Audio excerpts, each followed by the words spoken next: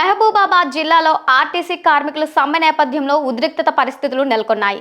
సమ్మెలో పాల్గొనేందుకు వస్తున్న ఉద్యోగులను పోలీసులు ఎక్కడికక్కడ అడ్డుకుంటున్నారు. శాంతి భద్రతల దృష్ట్యా జిల్లాలోని పలు ప్రాంతాల్లో పోలీసులను భారీగా మోహరించారు.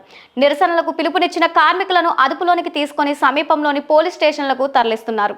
తొర్రూరు పట్టణంలోని ఆర్టీసీ డిపో వద్ద పోలీసులు భారీ భద్రతను ఏర్పాటు చేశారు. కార్మికులు డిపో లోపలికి వెళ్లకుండా, బస్సుల రాకపోకల ఆటంకం కలగకుండా పహారా కాస్తున్నారు.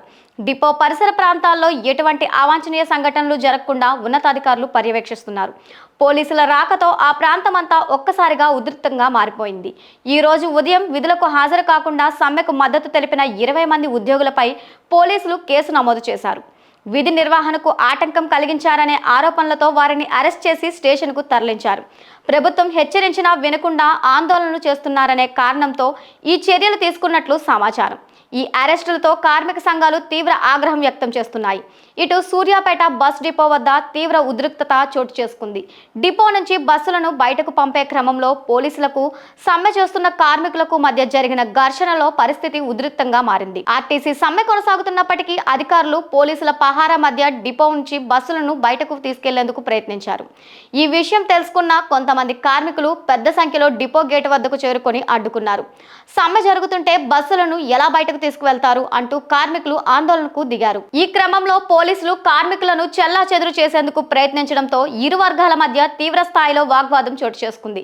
నిరసన తెలుపుతున్న పలువురు కార్మికులను పోలీసులు బలవంతంగా అదుపులోనికి తీసుకొని పోలీస్ స్టేషన్లకు తరలించారు. తమ న్యాయమైన డిమాండ్లను నెరవేరే వరకు పోరాటం ఆపేదే లేదని, ప్రభుత్వం తమపై పోలీసులతో దాడి చేయడం దారుణమని కార్మికులు మండిపడుతున్నారు. మరొక వైపు మెదక్ డిపో నుంచి తెల్లవారుజామునే బస్సులను బయటకు తీస్తుండగా కార్మికులు భారీ ఎత్తున చేరుకొని అడ్డుకున్నారు. అలాగే సత్తుపల్లి డిపో వద్ద కూడా అధికారుల ప్రయత్నాలకు కార్మికులు తీవ్రంగా ప్రతిఘటించారు. హనుమకొండ, వరంగల్ మార్గంలో లోకల్ బస్సులను అడ్డగించిన ఆందోళనకారులు డ్రైవర్లను కిందికి దిగాలని డిమాండ్ చేస్తూ వాగ్వాదానికి దిగారు. ప్రభుత్వం ప్రత్యామ్నాయాలు ఏర్పాట్లు చేస్తున్నప్పటికీ కార్మికుల నిరసనలతో రవాణా వ్యవస్థ స్తంభించిపోతోంది. సమ్మె తీవ్ర రూపం దాల్చుతున్న క్రమంలో కొన్ని చోట్ల హింసాత్మక ఘటనలు కూడా చోటు చేసుకున్నాయి. కల్వకుర్తి ఆర్టీసీ డిపో వద్ద బుధవారం సాయంత్రం కొంతమంది గుర్తు తెలియని వ్యక్తులు బస్సుపై రాళ్లు రువ్వడంతో అద్దాలు ధ్వంసమయ్యాయి. ముఖ్యంగా తాత్కాలిక డ్రైవర్ల కళ్ళలో కారప్పొడి చల్లడం వంటి ఘటనలు కలకలం రేపాయి. దీంతో ప్రాణభయంతో డ్రైవర్లు బస్సులను వదిలి వెళ్లిపోవాల్సి వస్తోంది. ఒకవైపు అధికారులు పోలీసుల రక్షణతో సేవలు పునరుద్ధరించారని చూస్తుంటే, మరొక వైపు కార్మికులు తమ ఐక్యతను చాటుతూ సమ్మెను మరింత ఉధృతం చేస్తున్నారు. ప్రభుత్వం చర్చలకు రావాలని, అక్రమ అరెస్టులు ఆపాలని కార్మిక సంఘాల డిమాండ్ చేస్తున్నాయి. ఈ తరుణంలో సమ్మెకు సంఘీభావం తెలిపేందుకు భారతీయ జనతా పార్టీ నాయకులు పెద్ద ఎత్తున తరలివచ్చారు.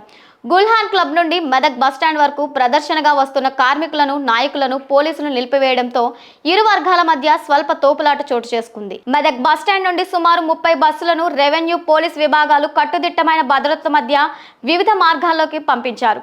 ప్రయాణికులకు ఎటువంటి ఆటంకాలు కలగకుండా రవాణా శాఖ అన్ని ఏర్పాట్లు చేసిందని, వివిధ ప్రభుత్వ విభాగాల సమన్వయంతో సేవలు అందిస్తున్నామని సంస్థ ప్రాంతీయ అధికారిని సురేఖ తెలిపారు.